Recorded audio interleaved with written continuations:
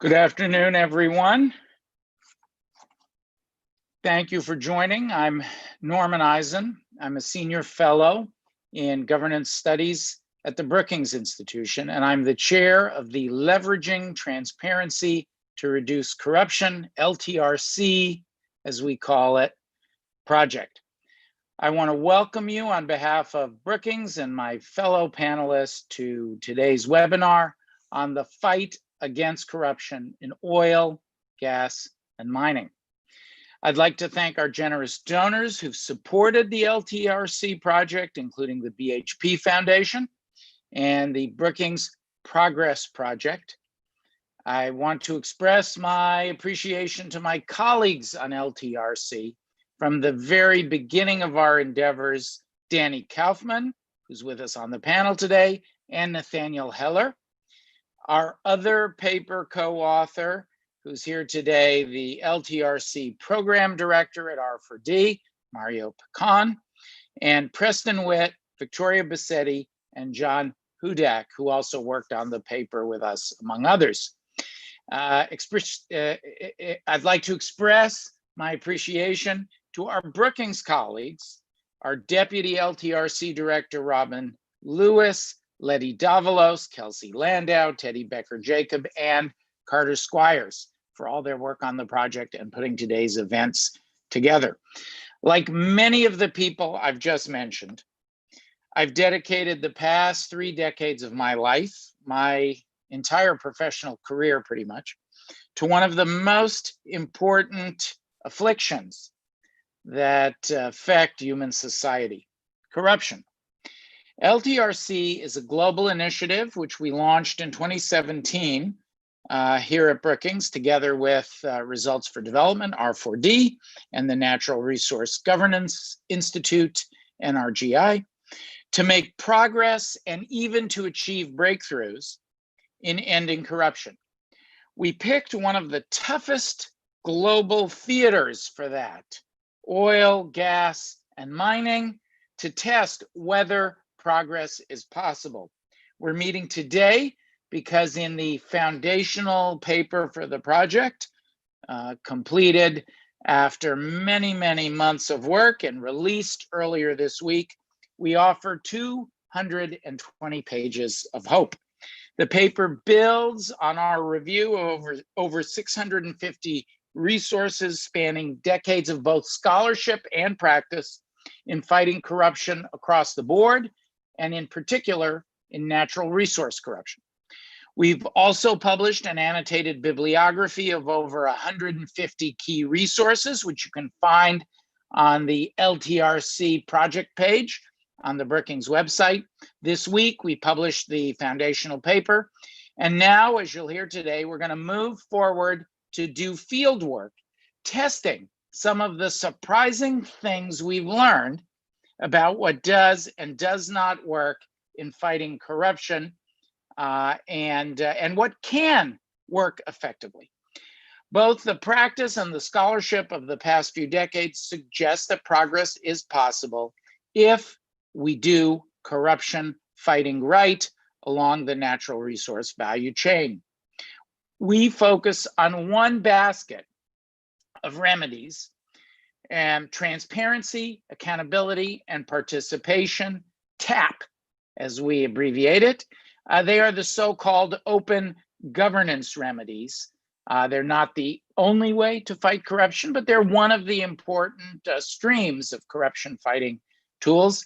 And in the paper, we explain that TAP remedies can be effective, but to turbocharge them, we need to combine TAP with other elements. We call this framework in the paper TAP Plus.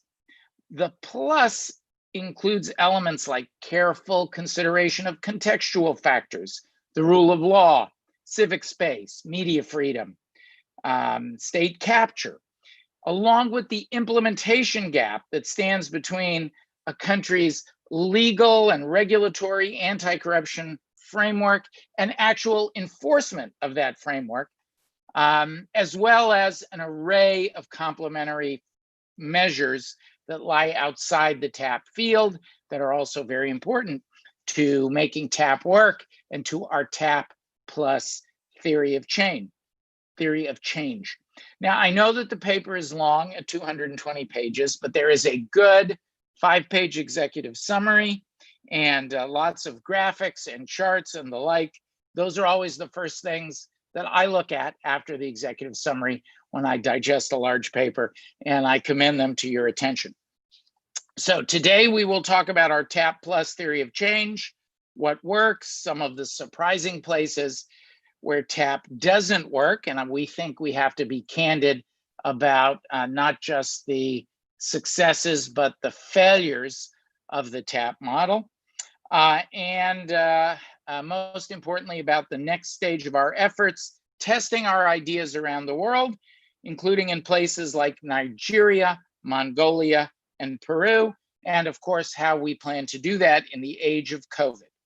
Joining me for the conversation are Dr. Mario Picone, the program director of the LTRC initiative, who is based at Results for Development, Dr. Erin Fletcher, who is an economist at R4D, where she leads research design for LTRC's future pilots, Dr. Danny Kaufman, who served as the NRGI president and CEO from 2013 until February 2020, when he assumed the role of chief advisor, and Dr. Alex Gillies, who's an advisor at NRGI, where she focuses on oil sector corruption. I guess I'm the only non-doctor on the panel. Before I turn it over to Mario and Erin Fletcher to get things started, I just want to remind everybody that we will open the floor for audience Q&A in about 25 minutes.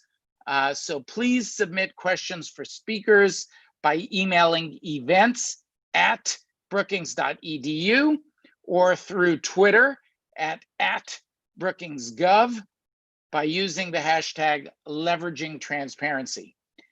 Thanks everyone for being here. And with that, over to you, Mario. Thank you, Norm. And thank you everyone for joining us today to launch the LTRC's foundational paper. I'm going to try to summarize 200 sub-pages in about 5 minutes, so bear with me, and I will be happy to provide additional details over Q&A or offline after the event. As Norm alluded to, the core proposition of this paper is that a deeply rooted challenge, such as corruption, requires a strategic approach that integrates transparency, accountability, and participation, but also systematically considers from the design stage and with an adaptive design mindset, the context in which that strategy takes place and the steps needed to build an enabling environment for transparency and participation and accountability interventions to lead to effective accountability. Now, it is not just that context matters. It is about understanding the roots of the existing constraints and opportunities, and accordingly building multi-pronged strategies to make a headway in the fight against corruption and extractives. This is why on the paper, we look not only at the context dimensions that define the success, failure, or shortcomings of existing or past anti-corruption efforts, but we also call for a throughout implementation gap analysis of past and existing efforts, including institutional reforms and the passing of legislation. What happened next? Why is it that some of those effects that were expected didn't happen? Now, sometimes the opportunities for positive change in the fight against corruption and extractives will be incremental and steady. Others will require a number of complementary actions and coordinated effort over time. Sometimes even some backtracking. But the point is to have a clear idea of trajectory and what is needed to reach the objective. This is not necessarily a totally new or revolutionary idea. In practice, the most recent debates in development and in transparency, participation, and accountability in particular have shaped a lot of our understanding of the evidence that we have been reviewing. Sandwich approaches emphasis in political economy, ecological approaches are just a few of the influences that the paper transpires. The content of the paper also reflects a change in direction during the analysis of the evidence. You see, originally, the aim of this review was to identify evidence-proven interventions that could be replicated and/or scale up in different contexts. It was clear, however, from the review that the evidence of effectiveness of different initiatives focusing in transparency, participation, or accountability was, in general, weak or inconclusive. However, we were able to learn substantially from the analysis done on the different interventions in the material reviewed, detailing the conditions under which things work better and why they didn't. The LTRC programs offers an opportunity to take the lessons from the evidence review and test that TAP+ approach through a series of pilot studies. What we test are the elements or interventions of a strategy built around priorities of local stakeholders and with a focus on complementing or strengthening existing efforts. Now, these pilots have certainly limitations, as some of those key levers to reduce or prevent corruption risk in extractives, such as the reform of a state-owned enterprise or the regulation of sovereign funds, cannot be subject easily to a pilot. However, what we propose is that the TAP+ model or framework is not only an approach to guide the design of interventions, but also a lens to understand the environment, support local efforts, and identify together with local stakeholders what is needed in a given context to affect change. This is why, aside of the pilots, we are actively engaging organizations in the governance of extractive space. Our proposition for such challenges is to use the TAP+ approach in a collaborative effort to identify pathways to build an environment for TAP efforts to be successful. Understanding that such process could take a while, but focusing first on low-hanging fruits, small wins, and whenever possible, large wins too, that are actually able to create momentum and build confidence in a citizenry that has been disappointed over and over again, which has led to a widespread lack of trust in institutions and even in anti-corruption efforts. My colleague Erin will tell you a bit more about some of the work we have been preparing in a few countries and the challenges we have faced in the times of COVID. Erin, please take it away. Thanks, Mario, and thanks so much for having us today. So I want to talk a little bit today about how we're building the evidence base around this TAP+ strategy that Mario outlined. Like he said, it's not entirely straightforward how to do this. There's a lot of disagreement in the literature among practitioners, even about the definition of corruption, how you measure it, what are the critical elements of each of these three prongs. And there's actually not much evidence, as we see in the paper, of these strategies always being really effective, even when they are bundled. So the pilots, or small-scale studies variety of research, is a really particular way of engaging in this space. By designing small experiments, we're saying that we think we know some of the levers that can be pushed. We're looking for solutions we can try to scale. And so for the past year or so, we've been developing these pilots in close consultation with various CSOs across Nigeria and Peru, soliciting expert opinions on different prongs of work, and identifying the relevant plus or element through formative and desk research.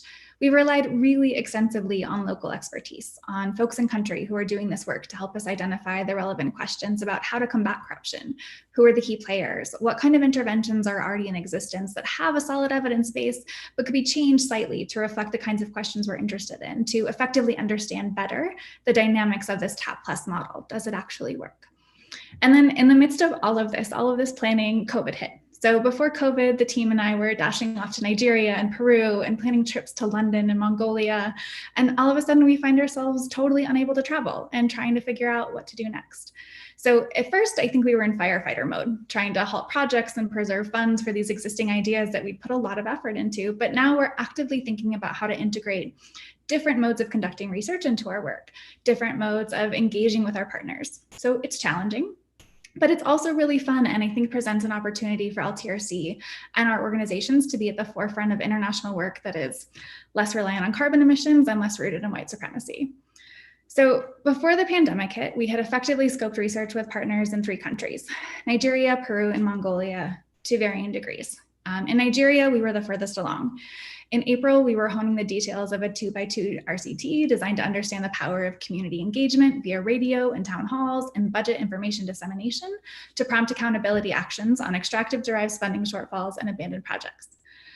I realize that's a mouthful, but we were finalizing contracts and our implementation partners, the Budget Nigeria and Enough is Enough Nigeria, who I think might be listening today, and selecting a data collection firm.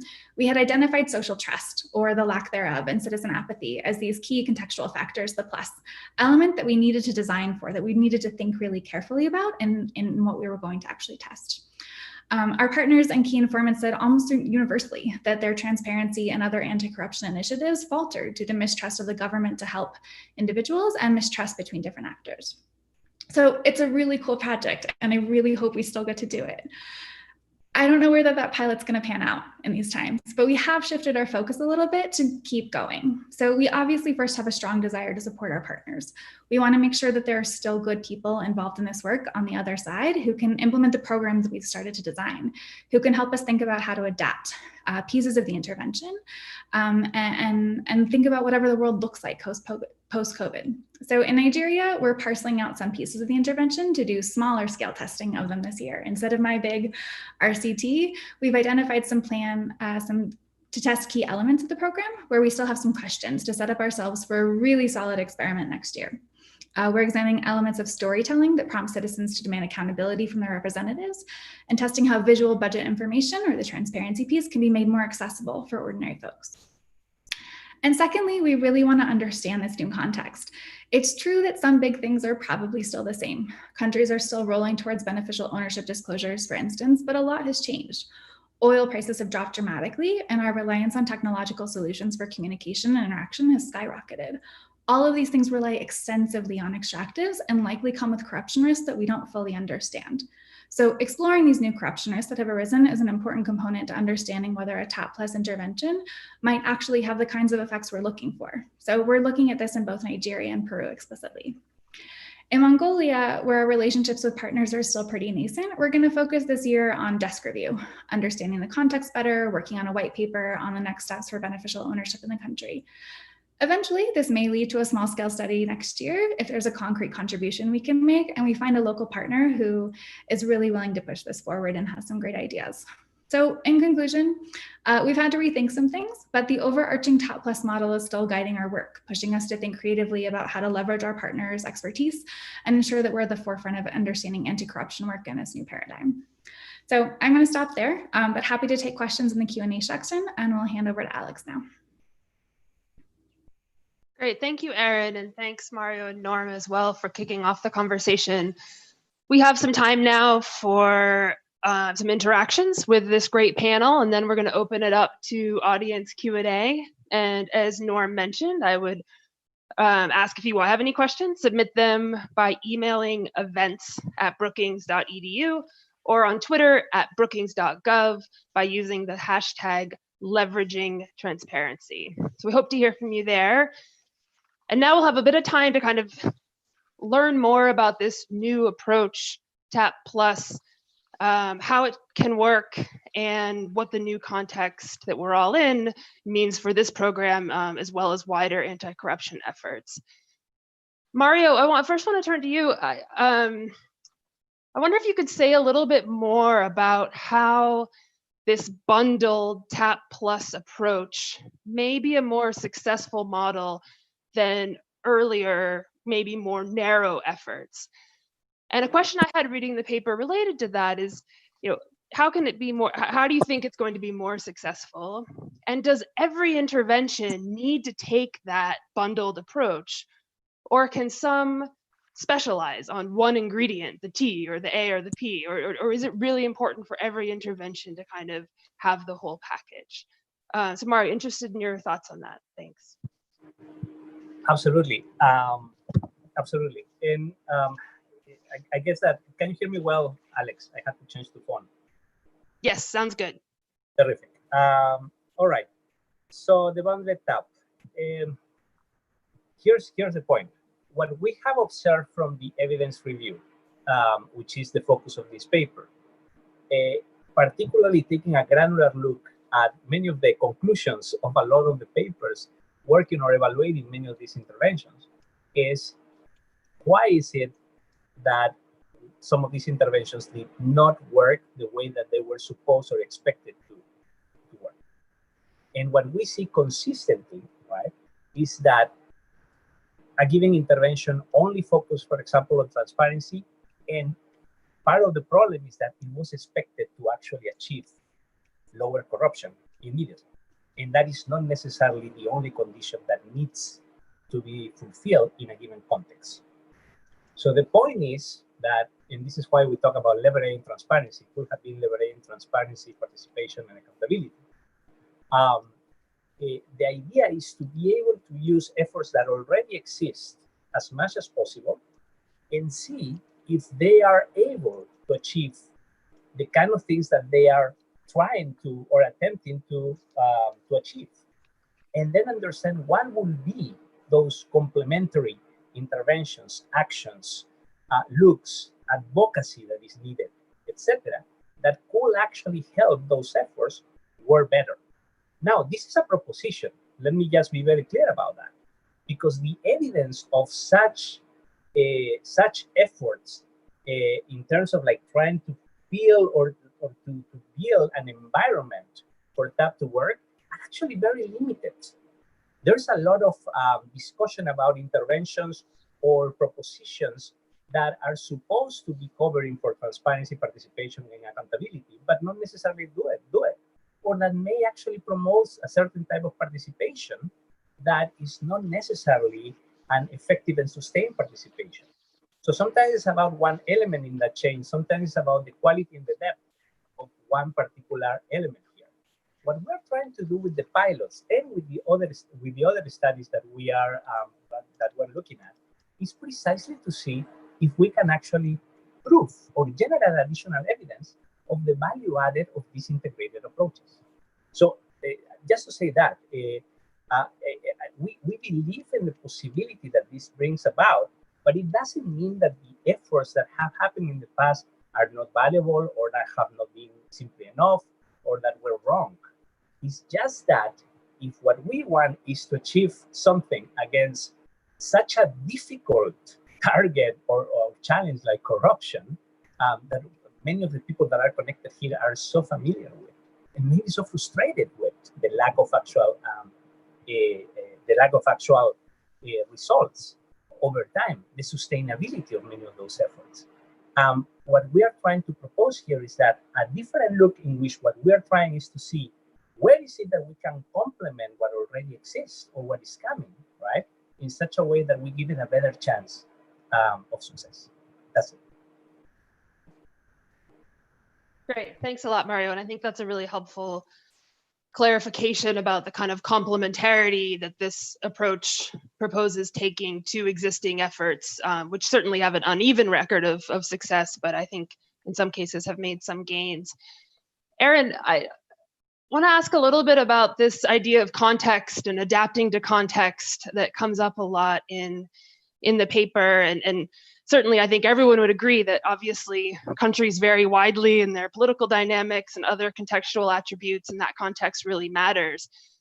But practically, as you've kind of been involved in getting these pilots off the ground, what has that adapting to context really looked like? And what kind of advice do you have about how different interventions can take that more seriously?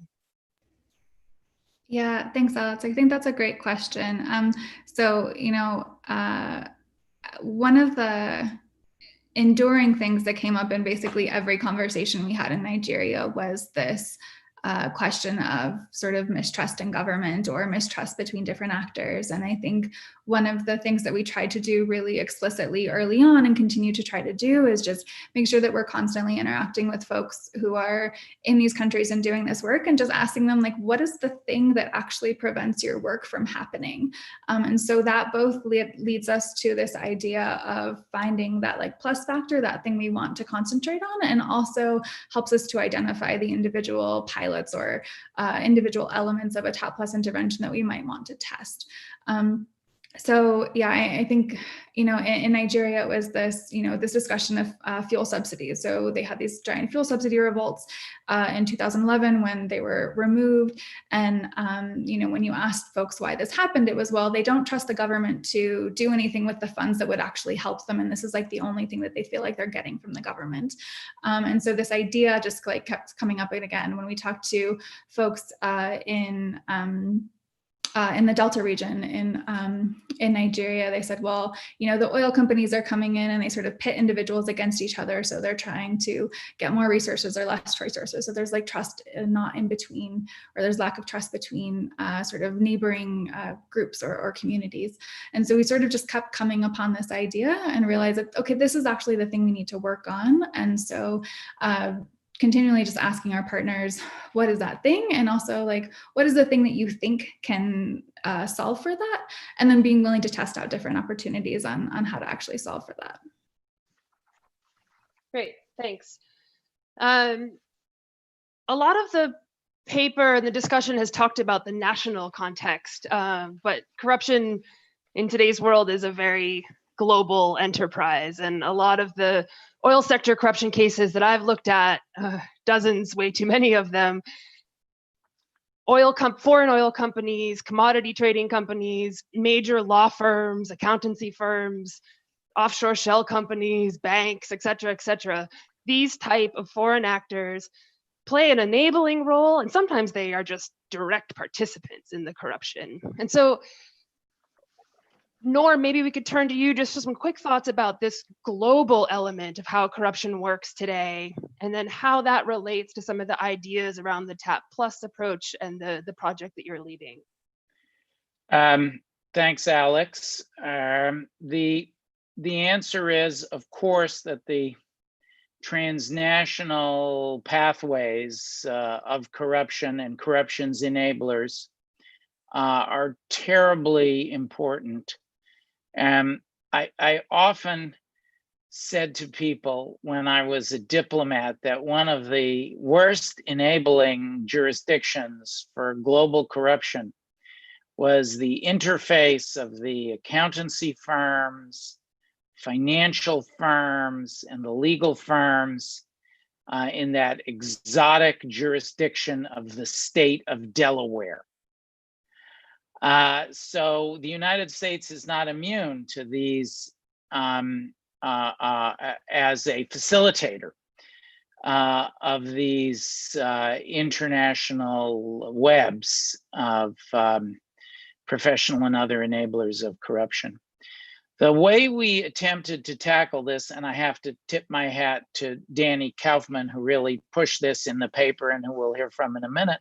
The way we tackled this in the paper was to look at national nodes where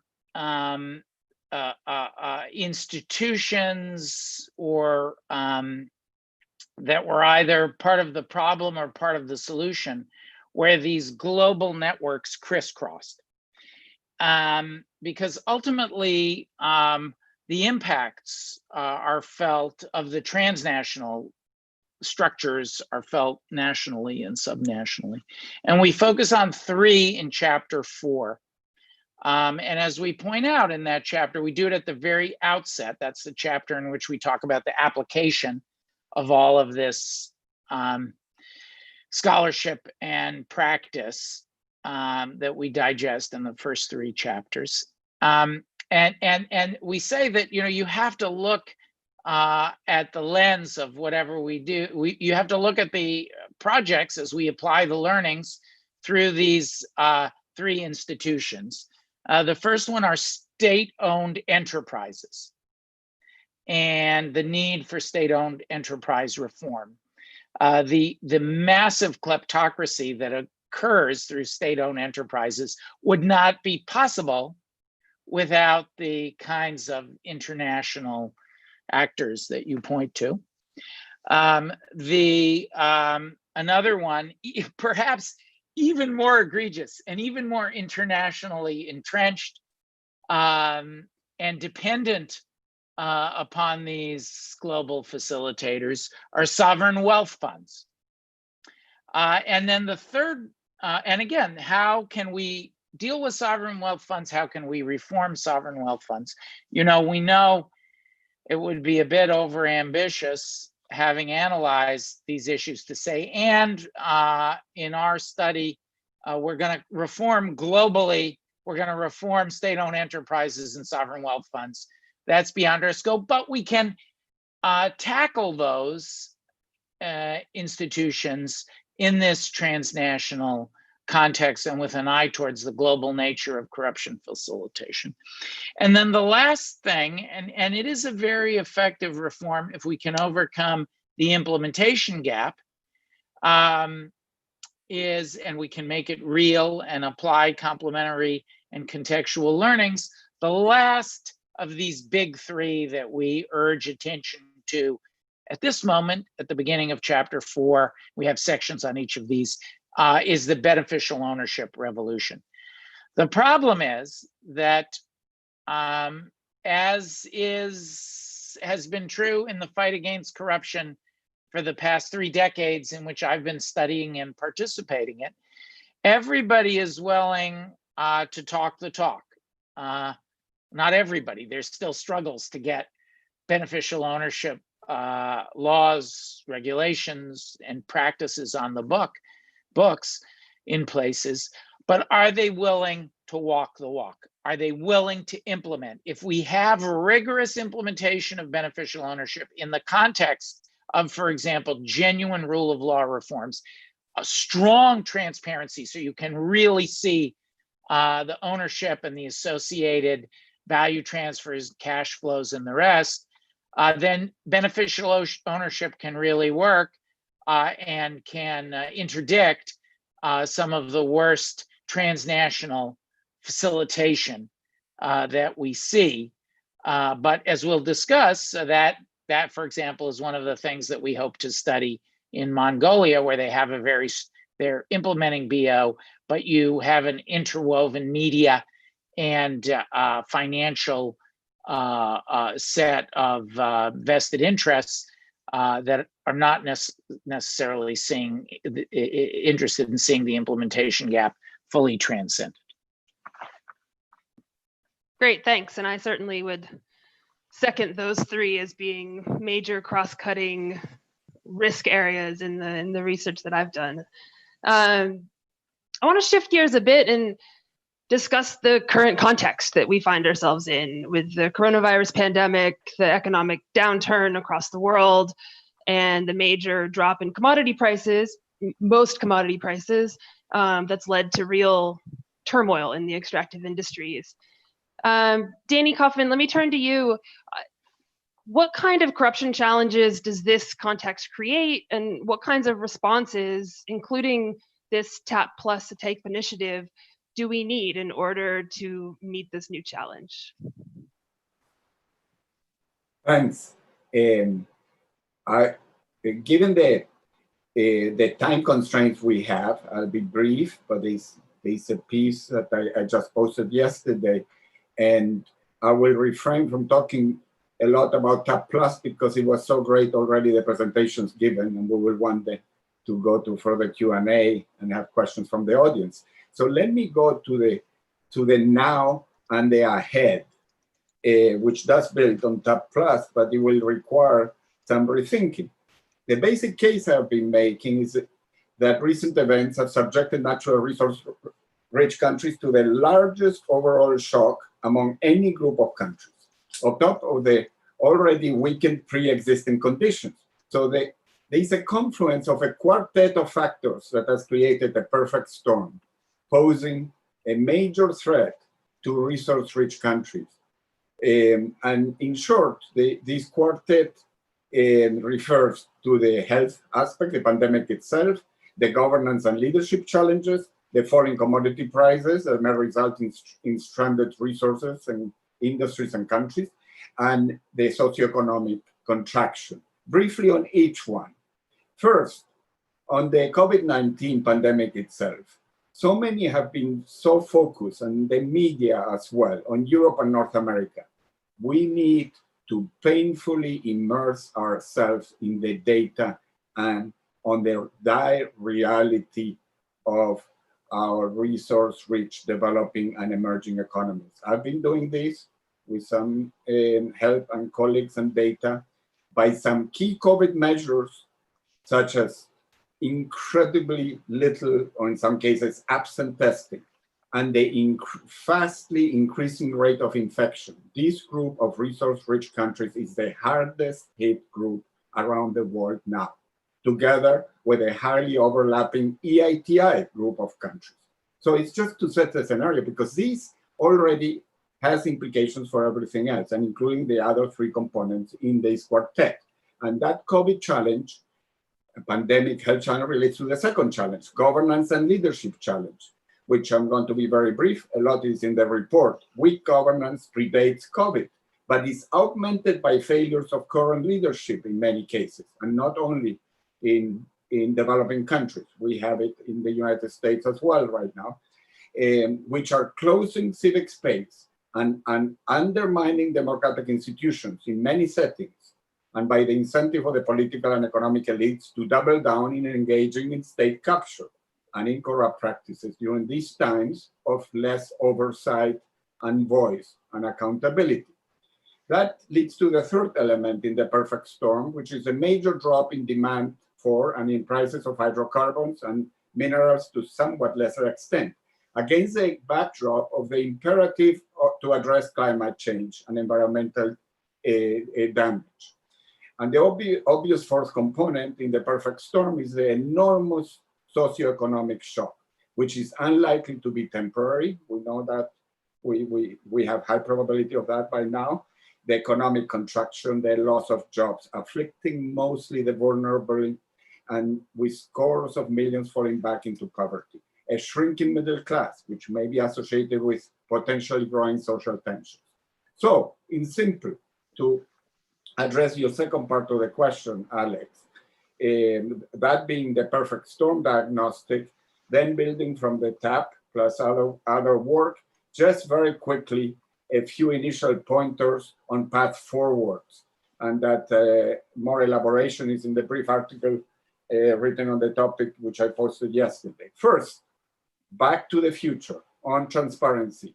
So much has been done and seen and heard today about TAP and TAP Plus, and particularly about the Plus part of TAP, because we consider so much was already done on transparency, and it is necessary, but it was not sufficient. The new reality points to the fact that this is a time for a major and proactive, rather than defensive, transparency drive. The case is for radical transparency with detailed and timely disclosures of planned investment contracts, subcontracts, as well as cost accounting from industry, and also on climate change, energy transition. Not only by governments, but industry has a major responsibility, both private and SOEs. These have major implications for EITI and for international financial institutions like the fund and the bank. Second, address the growing forces of state capture and closure of civic space that threaten to take opacity, corruption, and poor governance and leadership to a downward spiral. It also poses a major threat to energy transition, which we can discuss further later. So improved tools and initiatives are needed to analyze and fully expose the different ways capture operates in different settings, and how major international players and SOEs colluding with politicians do influence the rules of the game, including regulations and so on. Third, good governance in natural resources at the service of addressing the pandemic. In other words, the health dimension, including leveraging of radical transparency and accountability to more effective and equitable macroeconomic policies and improving the effectiveness of using the sovereign wealth funds, which was already mentioned. Finally, for now, just to mention the enormous importance in the next stage of the power of data, taking the power of data to another level, where we need to elevate evidence-based diagnostic and analysis. As Erin says, taking into account the reality of much work that needs to be carried out physically this distance. So remote tools, open data, and AI is needed in the next stage. So the post-coronavirus world, COVID-19, will be different. There's no question, and particularly so for resource-relevant countries. It is absolutely imperative that governments, industry, international organizations, NGO, and think tanks like ours consider strategic options that would entail major strategic shifts. Some have started evolving already. Thank you. Great, thanks a lot, Danny, and we'll be able to pick up on a few of those threads. Mario, I'm interested, I mean, one of the elements of the perfect storm that Danny described is this further constricting of civic space. And obviously accountability and participation depend on the ability of citizens to hold their government to account. And that was, you know, the trend wasn't good before the pandemic started. And in many countries, it's gotten much worse. So I'm interested kind of what your thinking is on how the program can adapt to that new reality, and any other, you know, top of mind thoughts you have about the kinds of adaptations that you'll need to make. Yes, absolutely, Alex. Thank you very much for the question. I will definitely agree with all the things that that Danny has been mentioning in terms of like the things to look at during this particular crisis. I guess that I will go a little further, and here's where I connect with civic space in particular. That a lot of those challenges that we are talking about when we refer at the particular context of the COVID and post-COVID context are actually structural problems that have been there for a long time and that do not allow to actually be able to solve some of the key challenges that now governments have in this particular context. Let me just give you an example, right? Like you have in many countries health systems that were absolutely unprepared for the pandemic.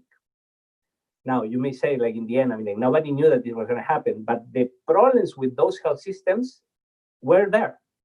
And there has been a lot of money that flows into many of these countries due to extractives. They are highly dependent on extractives. And that money is not flowing necessarily to health. So now what is the reason? The reason may be, part of the answer may be precisely on issues of like different priorities, different type of investment that has been done. But there is also an issue of a deviation of resources that exists in many countries. So part of the thing is like, what do we do about this? Now we need to be able to stream a large amounts of money, particularly at the subnational level in different countries, to be able to build or to repair health systems, build the health place, like put doctors there, et cetera, et cetera. Education, right? And distance education and all, a lot of requests of that. But how do we pass those resources at the local level when there are no accountability mechanisms in place, particularly at the subnational level? There are countries that have made a lot of progress at the national level, but not necessarily at the subnational level. There you need a very strong civil society that in many places already exists with all the circumstances and with all the challenges that they have to face, that are able to call attention, monitor, participate, and discuss about what is it that is being done with the money that is supposed to reach their jurisdiction. And this is either not happening or happens halfway, because in the end, if you participate and you dedicate, you are a citizen that like that works for your family, like from like 6 in the morning to 6 p.m., etc., work to jobs, etc., and then you, on top of that, you give your time to participate to just try to monitor, be mindful of what happens in your community, right? And you don't see that there's an effect around that. And on top of that, you may actually lose your life by doing it, or protesting or complaining, etc. So like, why would I do it? And we do see a lot of this at the grassroots, at the local level. I mean, this is a huge issue, and these are structural problems. It is true that over time, you see changes in different countries. In many countries, civic space a few years ago was expanding. Like the numbers tell us that over the last few years, what you have had is a contraction of civic space, or a tendency to that, which is regrettable. In different ways, not necessarily even at the national level. Sometimes it is in certain regions. And it is very clear that in many of these places, particularly countries that are depending on natural resources, like those issues are deeply related. Corruption, lack of civic space, capture, right? Capture of the state, but also capture even of civil society sometimes.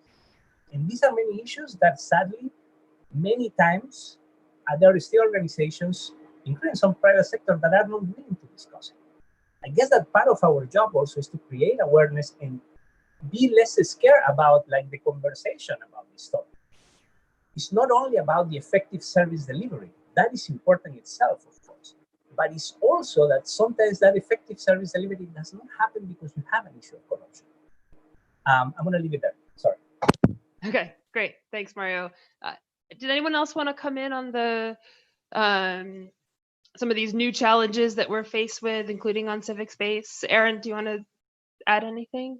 Yeah, I just think that's a great point about civic space, and it's something that has been like very, very real for us, and just like moving from pilots to what we're going to do next. So in Nigeria, we had planned to work with Budget Nigeria, who conducts town halls for folks on like what's happening with their budgets, and like tries to get them information, and then encourages them to take different types of actions to contact their representatives. And all of a sudden, when you lock down a country in COVID, like that's not allowed. You can't do that. And so this like contraction of civic spaces, you know, as Mario has talked about over the past couple of years, is just like very real right now, because there aren't ways to congregate, and maybe not as many ways to get out information as we previously had. And then in a lot of the places where we're working, you have this additional burden of the type of thing that we're doing right now, where we get on a Zoom webinar and discuss this, isn't really possible. So you have bad network, you have not enough bandwidth, you have like poor electricity,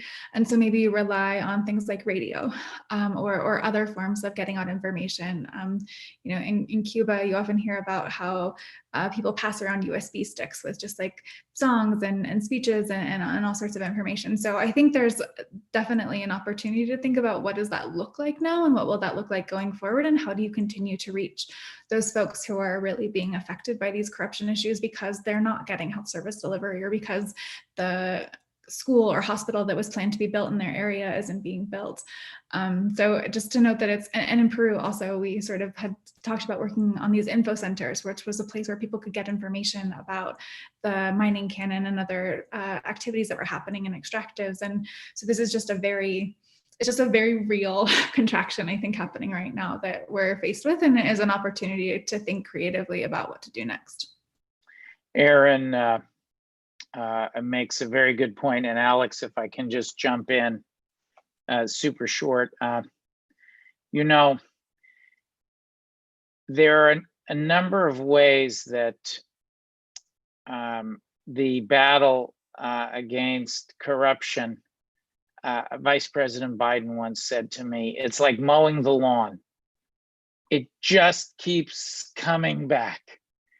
And this pressure, the squeeze on civic space is a perennial favorite.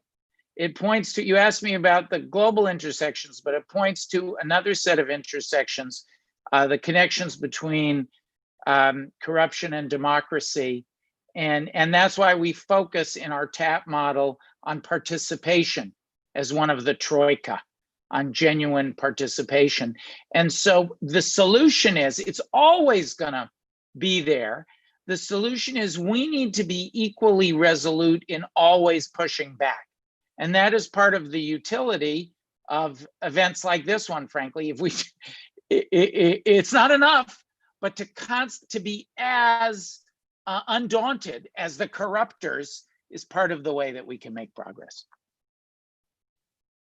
Great, thanks, Norm. Absolutely. And I think while the civic space restrictions are really difficult, as you've noted, kind of paradoxically and unexpectedly, we've also seen some of the most inspiring mobilization of people in protest in my lifetime in the last few weeks as well. And so what is possible in terms of participation may not be always easy to predict. And there's definitely hope there as well.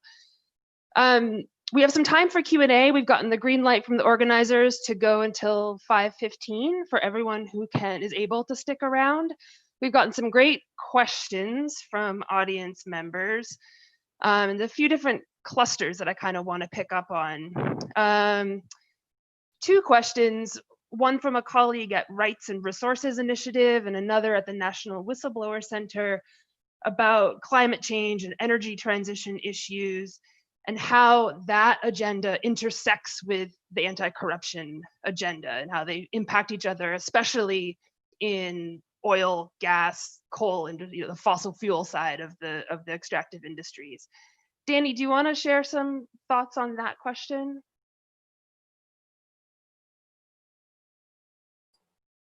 You need to unmute yourself. Thanks. I did unmute. Yeah, maybe it's better unmuted. Okay, look, I referred before to two quartets of the perfect storm first in the diagnostic, and then a quartet of a set of paths forward. So let me just very quickly have four thoughts on this very good question, and not that we have all the answers. So it's for debate. For climate change, we need to address major governance and corruption failings in natural resources. First, rethink corruption. We need to move away from just looking at it as a transactional bureaucratic type of corruption or a bribery between two parties. It is much more importantly due to the forces of capture, high-level corruption by some of the most powerful interests among international players, which were discussed before, international players in private industry in some countries included, but not all. But in the US, we know what has been happening, by domestic industry players in many of the emerging economies, colluding with or capturing politicians. So that's the first order of business, is to get out information, the data, with technical work, but to speak in truth to power as to what the nature of the issue is. Because they are enormous forces. Some of these companies themselves, some in the industries and the lobbies, the APIs and others, those are incredibly important forces against that climate change transition which is needed. Second, to rethink SOEs, and that's for a whole topic in itself, for a whole session. This is, SOEs need to be more transparent, but it's beyond, in many countries, this is beyond tweaks at the margin as how they become more effective. They need to be a major revamp, a radical transformation to something else, and particularly given the new reality. So right now they benefit enormously from many factors and subsidies and other ways that delay the transition, the way they perform. Third, and this is not across the board, in our resource governance index report of a few years ago, we codified quite clearly there's enormous variation, and there are some SOEs that are showing that yes, it can be done, and it can be done effectively, including in emerging economies. I'm from Chile, so I proudly say that Codelco in Chile is a case in point. There's the cases of Colombia, and there are others. But unfortunately, those are exceptions that prove the rule. So it's a major restructuring that is occurring. Third, level the governance playing field in natural resources. That's going to do so much towards the energy transition. Right now, the cards are stacked against the energy transition because of the enormous power and vested interest to keep the status quo within the natural resource governance field. The bailouts that are taking place in the US and industry, but also in other countries, are a major case in point, which are skewed towards the oil companies, and in some cases also to others. The subsidies that have existed before the COVID, the corrupt deals, the favorable treatment of SOEs I mentioned today. And last but not least, and that relates to the participation and civic space comment, that is to encrust and strengthen further the multi-stakeholder engagement in all these issues. And in that case, EITI is a great example, but there are others, because one needs civil society totally engaged on that in this sector to mitigate these forces of capture and to be able basically to represent the voice of society regarding the imperative of climate change. Thanks, Danny. Does anyone else want to come in on this topic of the fossil fuel industry, climate change issues, how it relates to corruption? Great, well, we can keep moving, and I certainly would agree, Danny, with what you said about the closeness of oil companies to political elites, and that takes different forms in different countries. Sometimes the national oil company is a key kind of player, other times it's private companies, but it certainly needs to be part of any corruption project in the sector these days. Did I hear someone trying to come in? Danny? I can say that because you don't want to say that Alex has a book on that. Yes, there's a book on oil corruption that hopefully is relevant to these discussions. All of you should read. So thank you. And Norm needs to unmute. Yeah, Norm, Danny beat me. Danny beat me to it. Great, thank you. Danny, you mentioned the EITI, and there were a couple of questions about the EITI as well. As most people would know, the Extractive Industries Transparency Initiative is a global initiative that over 50 countries have signed up to. It's governed by a multi-stakeholder body and requires its member countries to disclose pretty extensive information about the extractive sector. The questions we got, one from a colleague at ExxonMobil asked, is the EITI insufficient?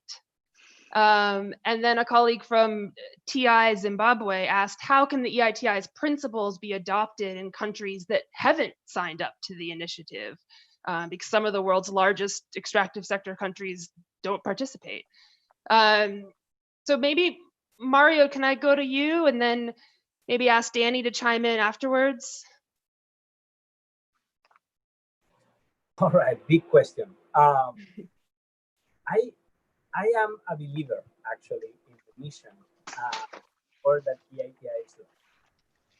I don't think that is enough, or that is just the solution, that countries sign on EITI, right, and make progress towards a number of activities. Even that is not enough, but it's important. This is part of the whole idea that sometimes change is not incremental, right? Especially something that is so deeply rooted as corruption, right? But you have to build the conditions for it. Now, there has been, and there is a lot of the literature, and we comment a little bit about that, like about the experience and the results and the evidence around EITI. But I do have to give a lot of credit to ATI about the effort that has been done in the past few years in particular. Like, how do we move to impact? Not only about like we're able to actually promote transparency, we are a reference with countries. Countries are able to just sign and then to actually demonstrate that they are taking steps towards larger transparency. But part of the point is that of the paper is that transparency is precisely not enough. So one, assuming that the transparency is comprehensive and depth and deep, right? That is not only about like a very short list of beneficial owners, for example, out there that are providing, that reflects companies that provide information voluntarily, as it happens in some countries, for example, right? That may be reflected as progress, but it's obviously not enough. There's much more to do. So part of the point is that, like, there are movements towards or indications towards being more transparent. Good, that's good news, and we should actually support that. But what is next? What is next step? Understanding that that may not be or is not enough. What are the next steps? So the framework actually helps analyzing these kind of things. So understanding what are actually the holes in the implementation or in the perceived or desired, or on the desired effect or outcome from like joining the EITI by governments or by EITI itself, in terms of like understanding what is their true impact. In that sense, I guess that if there wasn't EITI, you would have to build it again. But yes, it is not enough. Obviously, it's not enough to just exist or assign into there. There are much more, and I guess that many people at EITI will tell you that also.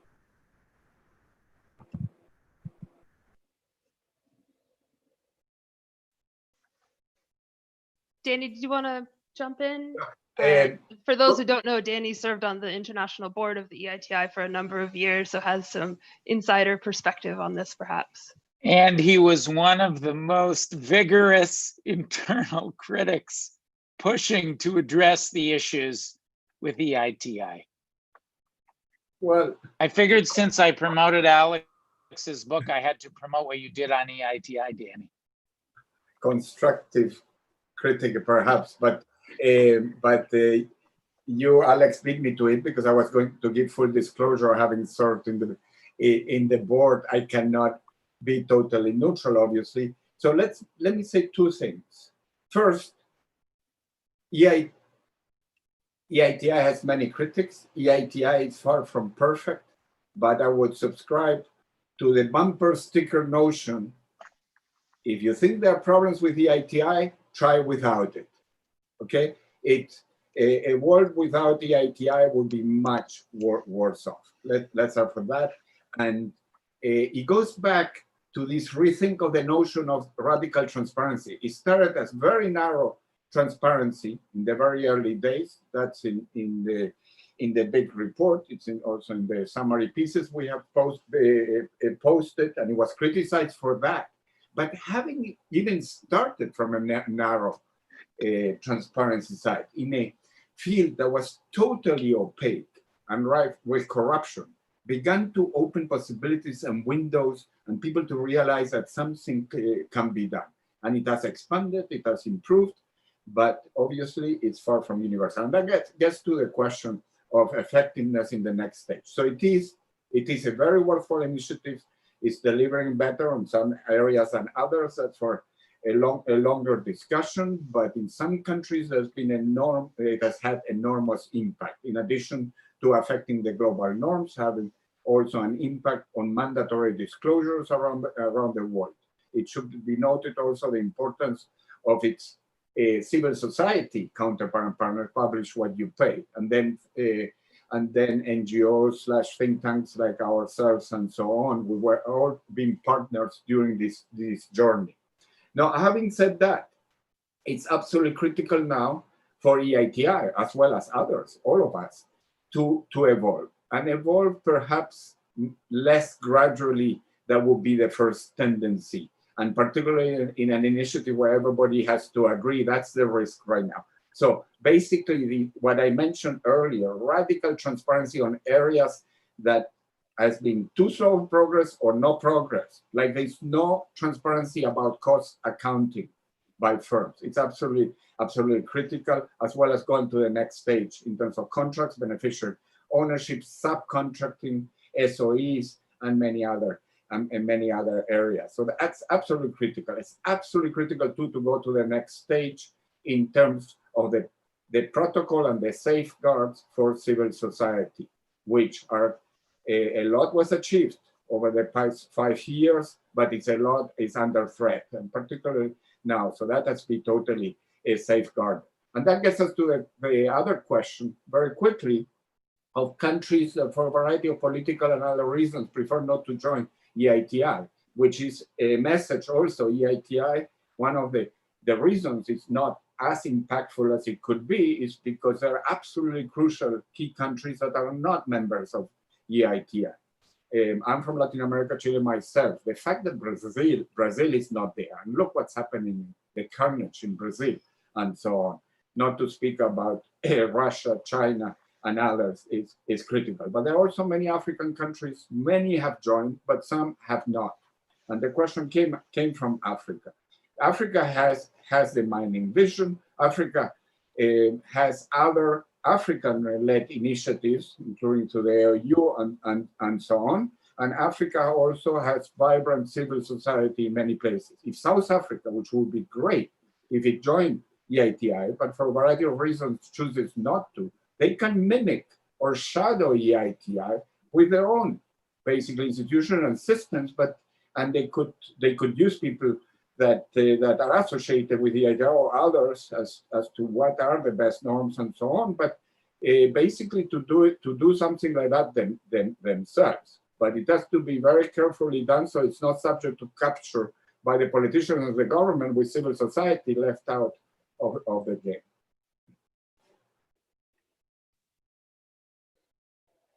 Great, thanks, Danny. Let's try to squeeze in at least one more question. And two people have asked about, there's a question from Ian Gary at Oxfam America and from Ibrahim Bangura from the African Development Bank about the role that donors and international financial institutions should be playing in this particular moment as well, as they're providing COVID relief.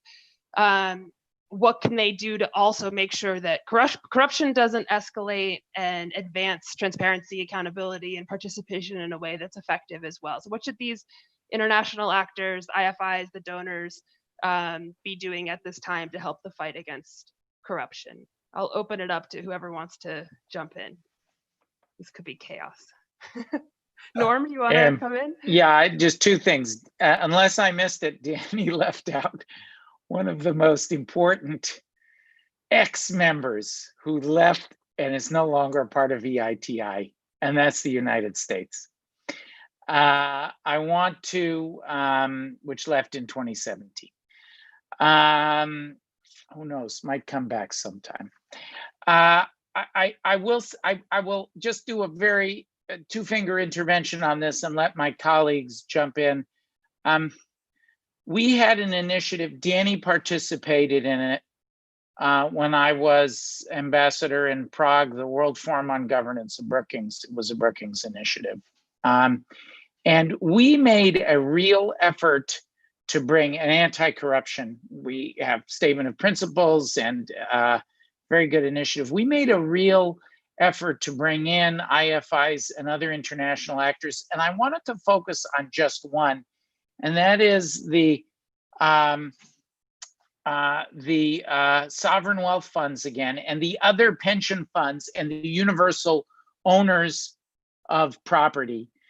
They own the equities in all of our retirement funds, for example. And we made a real effort to bring them together with banks and others to the table to say, hey, you can be an incredible driver of change. And they have been effective on other things, climate change and other issues. If you make corruption a priority and push for the best practices, we had a list of 10 nuanced best practices, which include answers. You can look it up.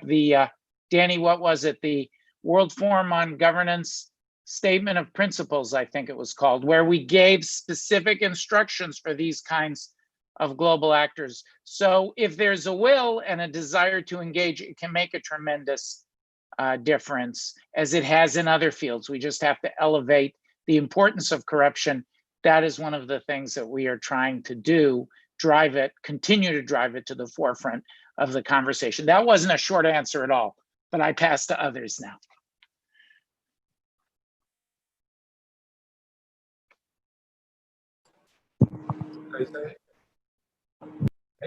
Maybe a totally parallel point, because in terms of accountability and need to evolve by different players, we have focused on industry, we have focused on government, we are focused on EITI. we need to also focus on the international financial institutions, which is part of also the question from Ian Gary and focus. Who, in different points of time, they have evolved and made progress, in particularly the IMF over the past 3-4 years in terms of taking corruption very, very seriously. But there is right now the risk that under the cover of COVID and because of pressures from many governments and others, that resolve weakens. Not only that, but this imperative of doling out hundreds and hundreds of billions of dollars for countries for rescue packages. Those are important, incredibly important, but they have to come with strings attached for the sake of the citizens of that country too. Otherwise, it's going to be good money after bad money, and they will be saddled with further debt.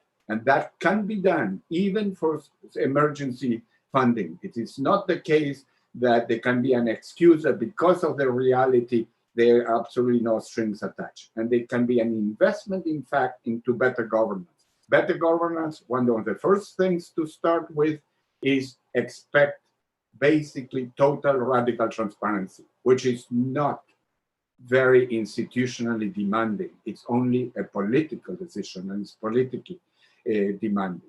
This, of course, in addition of the fiduciary responsibilities of tracking the funds. But unfortunately, so much of the focus has been, let's make sure that not $1 is stolen from the World Bank and from the IMF on those, but very little focus has been on the need for governance reforms on those countries, systemic reforms. Otherwise, the money is fungible and so on, and the money then can be stolen from other parts. So it has to be not just only the fiduciary responsibility, but associated with improved governance, which has been now exposed, given COVID and so on, as being particularly weak in many places. Great, thanks, Danny. To close off, I want to give one final question to Mario as the director of the team that put out this incredible paper that will be a great resource for the field. And the question that came in externally was, what was the most surprising finding you had from this effort? And maybe we can end on that and go straight from Mario over to Norm for the final remarks. Mario? I could start saying that in a way, nothing surprised me anymore after like all the learning that we have done and the things that we have seen and the things that we have heard. But I guess that there are a few things. Like I have to recognize, for example, like the resilience of champions in civil society, particularly at the grassroots level. It will be, and nobody actually, I guess, that will be offended or like blame them to at some point maybe even giving up, because the truth is that in terms of like promoting accountability, looking for participation, promoting transparency, it can be very disappointing at the local level. And sometimes you make progress and then suddenly everything is taken away. So the big thing is about sustainability, right? And I guess that is a big question that we also as a program have to look at and discuss with our partners and with donors, etc. What are the key things? The things that were achieved and how do we sustain them? And how do we move forward before just sporadic steps or specific steps? Really quick, another thing that surprised me is the limited understanding sometimes of actually what corruption is by different players, including firms, mining companies, etc. Right? Like tends to be like things like it's a big part of the problem, right? Maybe bribes or stealing money. Like, but it's much more than that. It's influence, right? It's like it's controlling the political process. It's about like controlling the different people that are at the local level and can make decisions that are convenient in one direction for another. That surprised me. And like I would say, like also a lot of good efforts that are going on internationally to try to understand better corruption and to move forward with a plan to actually understand what would be needed to actually tackle on this. And I have to include here like Transparency International, for example, with the Minded for Sustainable Development, or like, for example, the understanding of the political economy of corruption in the extractive sector, right? And here, TAI are doing like great work executive sessions, Columbia University, the ASOAS. I mean, like it's great. There's a lot of very good information on that. The key challenge is going to be to take a comprehensive view at the problems, right, and try to understand what will be needed to start working towards a solution over time. What will be the next steps? You achieve, you feel that you were successful in your anti-corruption strategy. So let's think what is next, because that may not last. It may be ephemeral. So we have to just keep asking us the question, what next? What do we do? If we don't double down, and as experience shows and the evidence review shows, many of those efforts may actually disappear eventually or not achieve enough structural change. Because in the end, this is a very deep-rooted problem, and we have to treat it as such. Great, thanks, Mario, and thanks everyone for such a rich discussion and all the Q&A. We've run out of time. Norm, let me hand it over to you to close us out. You need to unmute. One last commercial for our paper. We worked on it. I want to thank Aaron and Mario, and especially Danny, who was such an amazing provocateur in the process of producing this paper.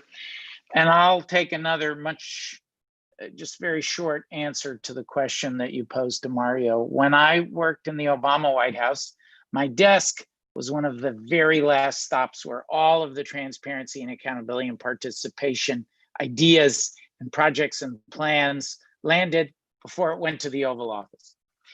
And I helped hatch some, and others came my way, and I shaped them. And I was amazed, and the surprise echoed through these almost 700 papers, scholarship and practice programs that we reviewed for this big paper, at the naivete that transparency or accountability or participation alone, to quote a very famous paper in the field, transparency is not enough.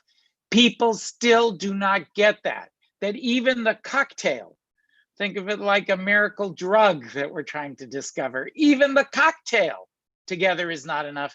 You have to be sensitive to those shortcomings. You have to combine the three, and they must have the plus factors that we have talked about today in order to have a hope of the ambition of truly making breakthroughs on corruption in oil, gas, and mining and across the board. And I want to thank all the panelists for being a part of the rich conversation today and the effort to really push back on corruption. And I want to thank everybody who participated with us today for spending time on this critically important project. And stay tuned, because we in LTRC will have much, much more in the years ahead. Thanks, everyone.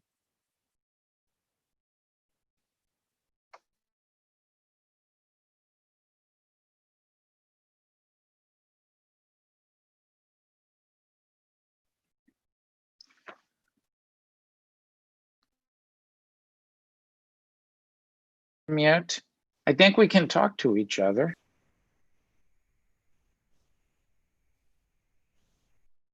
Are you sure?